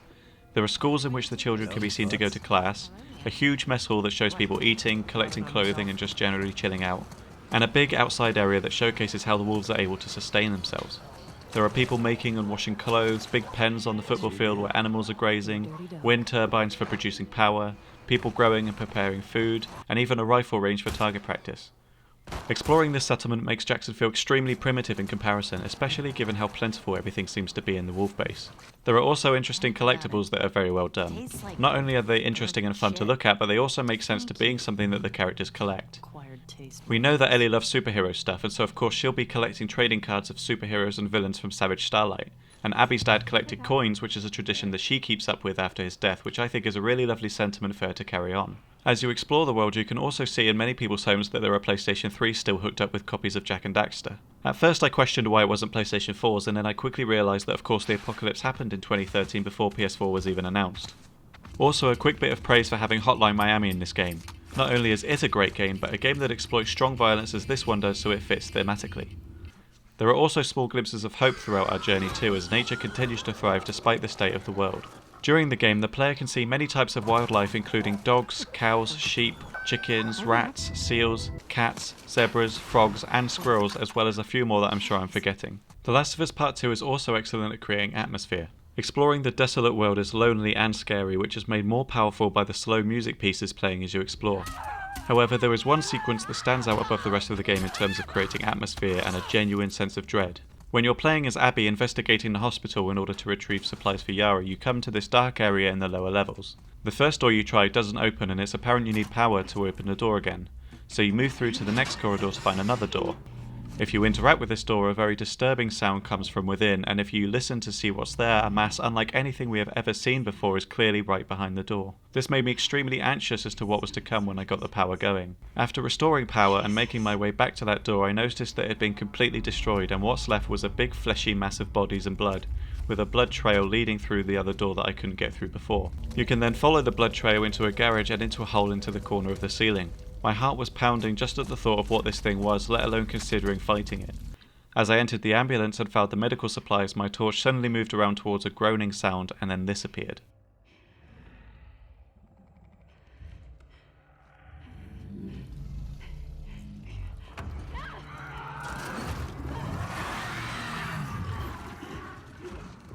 You're then chased through a load of corridors by the creature before you eventually have to fight it. This whole sequence is the best example of using horror effectively to create a real sense of fear in a way that the rest of the game just doesn't come close to. As you fight the monster and damage it enough, one of the flailing bodies will even then break off in a very gruesome way and fight you as well. I can't remember the last time I felt such tension and exhilaration in a game. It really was a standout moment, and I'm so glad I was able to experience it unspoiled. This brings me to also mention how great the new infected types are. Shamblers look like a mix between a bloater and a Zygon from Doctor Who and are dangerous in their own unique way. Not only can they do damage to you by hitting you, but they can also produce clouds of acid spores which are extremely painful and affect vision long enough to make them hard to get away from. This also occurs when they die by exploding into a final burst of acid spores that linger around for a long time after they die. The Rat King enemy in the hospital basement, as I've mentioned, is also a highlight of the entire game. It shows us what happens when infected are left alone since the beginning of the outbreak 25 years ago. They begin to merge and form one large hive creature that proves a real challenge to the player. As well as all of the serious flaws I've experienced in my time playing The Last of Us Part 2, there are some things the game that does that are much smaller in scale but still contributed to my lack of enjoyment throughout my first playthrough. The first of these is to do with the dialogue and how contradictory it can be. There's a line spoken by Abby that asks whether one of the Seraphites that she's protecting knows every other Seraphite, basically saying that she can't attest to the intentions of every member of the Wolves as she only knows a certain number of them. Unfortunately, I couldn't find this line again in my recorded playthrough to show it, but it is definitely in the game. This makes sense in and of itself, but it's undermined by the fact that every single wolf you have dialogue with instantly knows your name and greets you as such. Abby even approaches these people and simply says something like, "It's me, Abby," and they instantly know who she is. It's likely that she is so famous in the wolves because of her father that her reputation precedes her, and that she herself actually knows very few wolves. But it's hard to understand what kind of knowledge they all have of each other when there's no introduction. I noticed Abby's apparent popularity before she even said that line about knowing every wolf, but didn't fully realise just how many people knew her by name as soon as she appears until my second playthrough. This is just one of the smaller issues that I had to question when playing the game. I'll quickly run through some of the others just to showcase how many times the game falls down in these details, but I won't go too deep into them as they aren't the ultimate focus on why I had such a hard time playing this game. In terms of combat, although most of it is identical to The Last of Us Part 1, it does add some features found in Uncharted 4, one of which being the fluid dodge button that can make your character move part of their body enough to prevent damage. The issue I found with this is that the button can be either too sensitive or not sensitive enough, hitting it when I was certain the enemy was going to swing for me and nothing happening, or hitting it and my character being too instant with the dodge, meaning on many occasions I'll take damage by being a fraction of a second out of time with the enemy's attack. I would have liked it to be a bit more understanding of when you press the button and when it actually does the animation so that it doesn't feel like the enemies get free hits on you, particularly when you are surrounded by multiple enemies. Tied to this is a problem with combat effects and exploration. If you're simply grabbed by another enemy, you begin losing health even if they are not biting or hitting you. Yet if you're exploring and break a window to enter a building, when you climb through you can clearly see your character pressing their hands down on broken glass. It would have been really cool to have this damage you in some way to create a greater trade-off for wanting to explore a certain area, otherwise all you have to sacrifice is a throwable object, which there always is one at least by every window. Or you can just use your knife to smash the window without consequence. Some other things that annoyed me are the abundance of conveniences that come up in the game, such as the brute wearing your backpack when you exit the forest as Abby and the theatre keys appearing from under the radio because Ellie hits it one time. The backpack one is weird because it is positioned so far away from where you are strung up instead of in the hands of those who actually captured you. It's also coincidental that instead of it being stored away somewhere safe, a Seraphite is wearing it ready for you to take when you kill them. This also furthers the contradiction of the Seraphites. Why would people who supposedly hate old world stuff take this old world backpack full of old world technology that they generally wouldn't use and then wear it about like that? It just doesn't make enough sense for me to ignore it, and it really bugs me. The theatre keys I think just could have been placed a little bit more creatively. Maybe using light generated by the electricity to create a shadow of them on the wall for the player to discover, instead of just popping out of nowhere by hitting the radio. The most egregious example of convenience, however, is when Ellie visits St Mary's Hospital to look for answers. The Fireflies have left the area and taken everything with them. Everything except the one bag that contains an audio log that lets slip that Ellie was actually the only one immune and that something suspect had gone on that day. Not only is this so circumstantial it beggars belief, it then leads on to Ellie learning the truth from Joel. I understand why they decided to make it known to Ellie the truth about why she was taken from the hospital, but personally I would have liked it to have remained a mystery to her so that it doesn't diminish the ending of the first game. And if they were going to insist on revealing it, to have it more believable than Ellie finding the one bag with the one audio tape discussing the one issue that she wants to find out about. This reminds me of another gripe with this game and all of Naughty Dog's games. Why is it that despite having so many objects to interact with and so many items that initiate a transitional cutscene that we still don't have some sort of icon to indicate to us that if you interact with this object you will leave the area or progress the story? There's not even an option for this within the extensive accessibility options. It doesn't have to be big or intrusive, but just something to point out that it will remove you from your current area, maybe by just turning the inspect icon to gold or something. I missed out on some really interesting stuff on my first playthrough because I had no idea which objects would progress the story and which ones were for just looking at. Something else I couldn't help but wonder to myself throughout the game is where on earth all the water is coming from in the streets. I know that Seattle was heavily bombed, which would explain the level of destruction against the buildings and roads, and that it rains a lot in Seattle, which would also explain the flooding. But where is the constant heavy flow of water coming from? I don't think rain could create this much water to flow continuously, and it can't be the sea because the water is running downhill towards the sea. It may look cool in terms of level design, but the more I thought about it as I made my way through the levels, the more it stood out as being just ridiculous. Maybe I've missed something and it is in some way explained within the game, but as far as I remember no such explanation is given. And yes, you could say it's a video game and that crazy level designs are part of Naughty Dog's bread and butter. But for a game that commits itself to so much realism, it does come across as being from a totally different genre. The Last of Us had flooded and broken up levels, but they were still self-contained enough that you could figure out just from looking around the environment how these areas exist. If I've missed something and this is explained in the game in some way, then fair enough, I'll give it some credit, but I've never found any such explanation in both of my playthroughs. I also found it weird when I entered this building that isn't particularly different from most other buildings I've been in, and Ellie comments on how the room stinks. I don't really understand why she would say this, as this room doesn't even look that bad or show anything that would stink particularly badly, especially as by this point we've spent one full game and a standalone prequel title and half of this game with Ellie going through some of the most disgusting, damp, rotted and infected areas imaginable.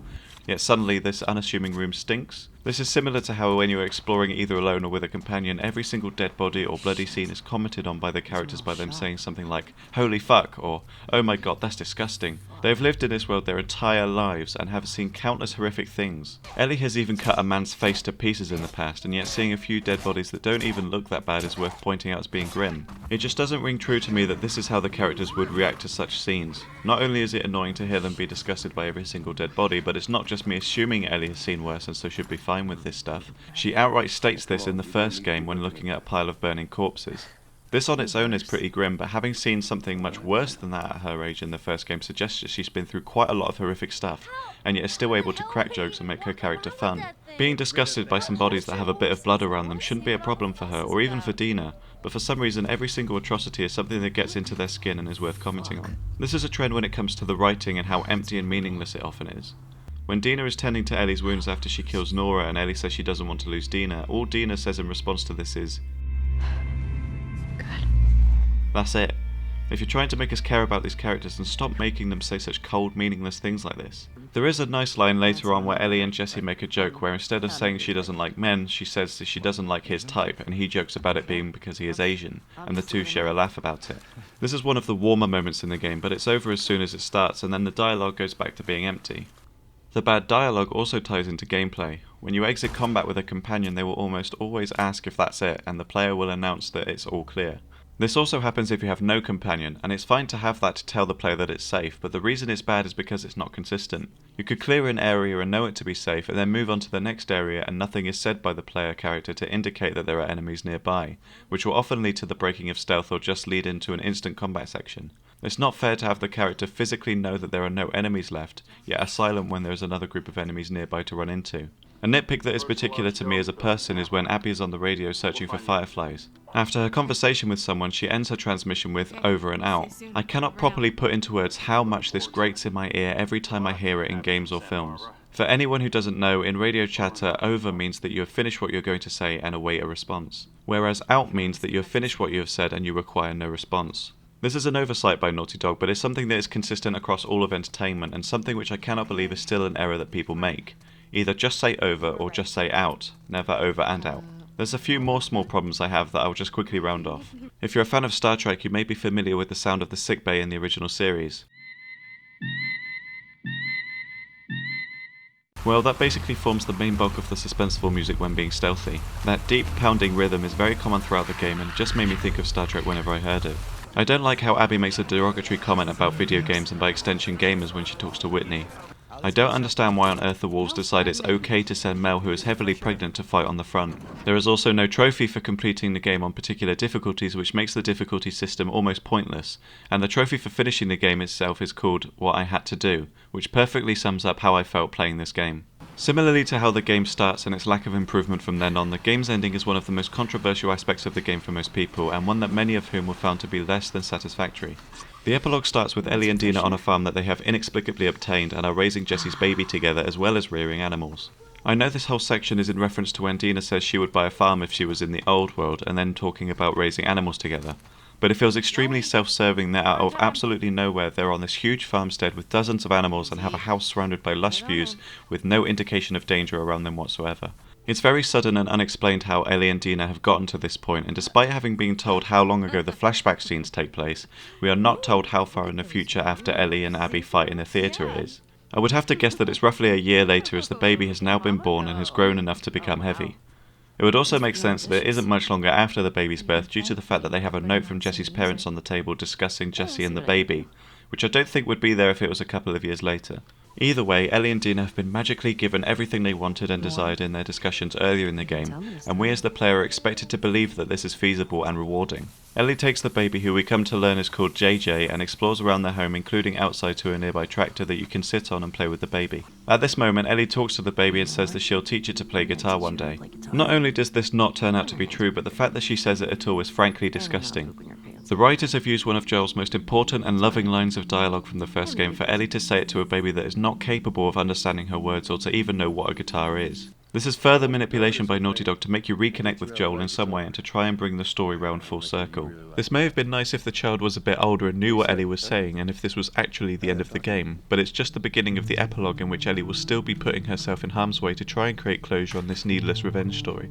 After the interaction on the tractor, the game then makes us round up sheep. Yes, really, we herd up sheep into a barn, with Ellie even making an awful joke about counting them. Inside the barn, Ellie finds a lamb hidden at the end of the barn that has been separated from the rest of the sheep. When she goes to collect it, some tools fall over, and this for some reason triggers some visions of Joel dying in Ellie's head. The violence that she commits against other people, such as shooting them in the head or beating them to death with a pipe, doesn't trigger this, but the fact a few tools fall over, it does.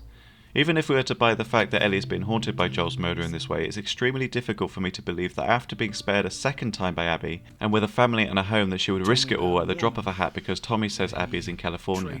Ellie, being the murderous monster that she has become, is so hell-bent on everything being resolved by Abby's death, goes against the pleas of her supposed partner to go and hunt Abby down again. Tommy can't seem to make his mind up as to whether Abby should die or not.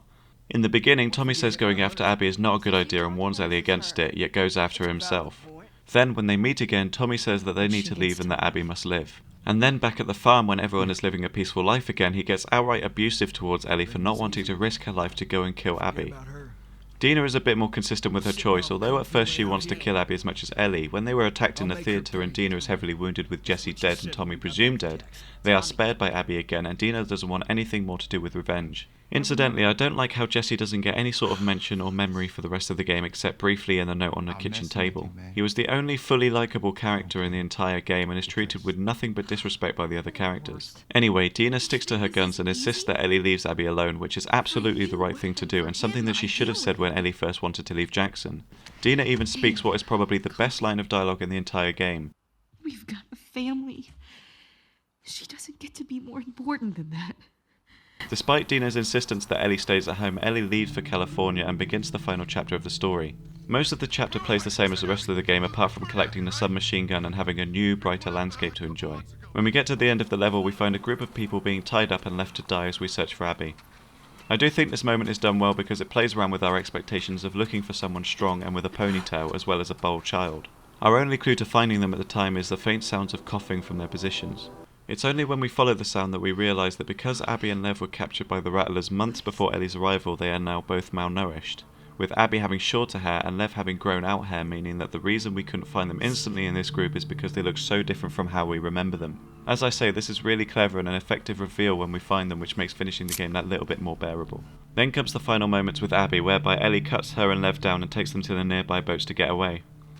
It's understandable why people are so upset by this ending, because if Joel's death is the justification for the story to exist in the first place, this moment undermines that whole story after everything we have endured. Ellie tells Abby and Lev to go in the boat and then decides that she can't possibly let them go, so initiates a fight with Abby to bring that closure that she's been seeking. Knowing what happens at the very end of this section is unsatisfying because of how the game insists that you commit constant and visceral violence throughout, no matter who it is you're killing. For me personally, all of that misery has to mean something, and so I wanted to kill Abby just so it didn't all feel like I was being mentally tortured for the 22 hours of gameplay I had experienced, no matter how much I'd come to relate to and even like Abby. What would have been much more effective for breaking the cycle of violence and creating some sort of satisfying ending is if Ellie had cut down Abby and Lev and the three of them shared a few words to have some sort of bonding or understanding and then let them go. The game shows us that even if you hate someone, it's possible to understand their perspective if you spend enough time with them and listen to them. And that would have been an extremely poignant moment if it had been that Ellie finally learns this and helps the two of them without initiating a fight. During the fight, Abby is able to get some good hits on Ellie, including being able to bite off two of her fingers, which is pretty good going for someone who must surely have no strength or energy given how malnourished and thirsty she must be. Ellie then retaliates by shoving Abby's head underwater and begins to drown her. I was becoming convinced that she would actually kill Abby and make all of the misery and violence and brutality not be for nothing. Remember, Abby is the person who killed Joel. It doesn't matter how much we may have connected with her, many players want her to die for what she did. They don't care about a greater message of the cycle of violence, especially when that message is poorly communicated. Instead, Ellie stops and lets go of Abby and then lets her and Lev get away on the boat. I've seen so many people online play this game and agree that they understand what the story is trying to do, but they wanted Abby to die. Why should it be that Joel has to die but Abby gets away with it? I could try and justify this ending by saying that Ellie gets punished either way because by the time she gets back to the farm, Dina has packed her stuff and left, leaving with just Ellie's stuff left behind. But this annoys me more than anything because after all of this forced relationship being pushed in your face and made you to feel like you should care, it doesn't amount to anything. Ellie is made out to be the most awful person in the game from the moment it starts, but she should be the one we care about the most, and instead I had no interest in her or wanting to play as her, and because of this she loses everything over the course of the game. If all of the rest of the game didn't make you feel miserable, then this surely would, but it doesn't stop there. When Ellie enters her room and picks up the guitar, she realises she can't play it anymore because of her missing fingers. The lessons that Joel gave her to learn the guitar and the gift of the guitar itself is reduced to absolutely nothing. She doesn't even get to finish Joel's song, which is something that she has been trying to play throughout the entire course of the game. If she had been able to finish the song at that moment, then it may have brought some form of closure or acceptance of Joel's death, but instead we are just left with emptiness. And the final nail in the ending's coffin is the fact that she can no longer play the guitar, which bearing in mind is a very significant gift from Joel. She leaves the farm and the guitar behind. Nothing about this ending suggests an acknowledgement about the player's desire to have their own personal closure as well as Ellie's. There are so many unsatisfactory strands that abandons everything that made Joel and Ellie's relationship important and means so much to so many. Luckily, we are shown the final conversation that Ellie and Joel ever have, which is in regards to Ellie's sexuality and her thinking that she may be able to forgive him for lying to her. And it's a really nice moment between the two of them, but like the rest of the game, it's so overtly sad because we know it's the last conversation they ever have. This sequence also reinforces how rushed Ellie and Dina's relationship is. She even says to Joel, the person she is closest with in the entire world, even after their falling out, that the kiss at the dance meant nothing. It would have been so lovely and satisfying for Ellie to express to Joel in some way that maybe it's early days or that there is something there, but instead Joel has to make the assumption, even though that we know he has a bad eye for this kind of stuff because of what he says during the hotel sequence. So much about the game's structure and narrative would have been improved by having the dance scene and Ellie and Joel's final discussion at the very start of the game. It would have made Ellie and Dina's relationship feel a bit more believable, it would have shone a light on the distance between Ellie and Joel, and it would have meant that we as the player are not expected to piece things together from bits of dialogue that we have no reference to. This in itself is not necessarily bad because different media play around with the hierarchy of knowledge in different ways, but the game should be rewarding us and communicating to us how this is all coming together, not leaving so much of the information until the very end of the game. Having played through it twice, I've come to the conclusion that The Last of Us Part 2 is not a bad game as I thought it was the first time I played it, but it is a bad entry into the series. Where the first game was grim and horrific, there were so many moments of joy and warmth that keep the player invested in the characters and their relationships in ways that made you believe in them. All of that is underpinned by a story that really matters to the world at large as well as the world of the characters. So much so that Joel makes the ultimate selfish decision so that he won't lose his daughter again. The same can be said for Left Behind, which although is much more insular experience, has just as much love and hope in it as the main game, especially when it comes to the representation of LGBT characters. With players having had 7 years of waiting to see the next chapter of Joel and Ellie's story, and given all the stuff I've just talked about that makes the game so emotionally draining to play, it's completely understandable that I and countless other people are so disappointed with this game, with some even petitioning to have the story remade entirely. I think it's commendable for Naughty Dog to attempt the kind of story they did and the way in which they told it through different timelines, but in execution it does so much to deliberately go against players' expectations in what to experience from a Last of Us sequel in a way that shows us that they wanted to subvert every single possible expectation regardless of how it will affect people's experience of the game. I can't say that the first game is a perfect game, but it is a perfect experience in terms of story and character progression, which makes it all the more jarring when playing Part 2 and finding all of that quality and thought to be absent. It's also commendable that Naughty Dog has created a game that has caused so much controversy and discussion as this one has. It's certainly the most interesting and controversial game that I have ever played, which is evidenced by the fact that I've made this very long video and have further things that I could discuss about it if the focus of this video was broader. As I've said earlier, the game is much more enjoyable on the second playthrough, but for many players that won't be something to think about because one playthrough will be more than enough to turn them off the game entirely. And it's not good enough to recommend it to someone on the basis of it being better the second time around. Ultimately, it is a bad story told poorly and doesn't have any fun or love to make it worth playing through to the end. That's not to say I didn't find myself coming to like certain characters that I initially hated, or that I can't see the potential and the idea behind the game, but in its current state it does more to disturb the player than it does to invite them in. If you've played the game, then let me know what your opinions are of it on the whole, whether you liked it or hated it, had fun or felt depressed. I know this game is extremely divisive and it'd be really interesting to hear what you think. I personally know people who have loved the game and want to play it again, but I have read about and watched far more people who hated it and had very little motivation to finish it, so I know that there is a discussion to be had there. I wanted to make a video about this game because, as I mentioned a few times, it's a game that has riled me in ways that no other piece of media has, and it should be respected for that. But for me personally it's for all the wrong reasons, and so I thought it would be worth exploring why this game has made me feel the way it has.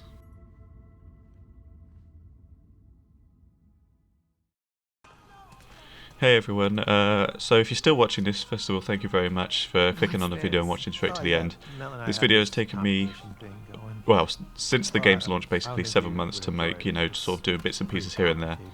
Ultimately I think, I'm pretty proud of it, and the points that I make hopefully are things that maybe you agree with or disagree with, but that still in some way make sense to you, and I was able to sort of make those points intelligibly enough, if that's even a word. To make sense. Going forward, I do want to do more of this stuff on the channel, so I want to do more longer essays on games that I really like. So at the moment I'm looking to the future as to things I can do, as well as things that I've already played. And there's definitely a couple of contenders in mind, especially there's one coming out next week that's coming out that's part of a trilogy. Wouldn't take much investigative work to figure out what it is, but that would be a game that I'd really like to do an analysis of, but I'm not going to commit to it yet just in case. However, there is also another idea that I've got coming up, that I've got lined up, that I'm currently in the sort of planning of, which is a series of videos, and it's something that nobody's ever done before, basically, on YouTube as far as I can see. So that's going to be really exciting, and I'm hoping the first episode of that will be up in the coming 1 or 2 weeks, so not very long. It's just sort of getting the planning of it all finalised and everything like that before I commit to it. Yeah, otherwise, just thank you again for watching. I really hope you enjoyed the video. If you did enjoy it and you want to see those future episodes come out when they come out, then do consider subscribing, or maybe even liking the video, whatever you want to do. I really, really appreciate it. And yeah, I'll leave you to it at that, and thank you very much. See you later.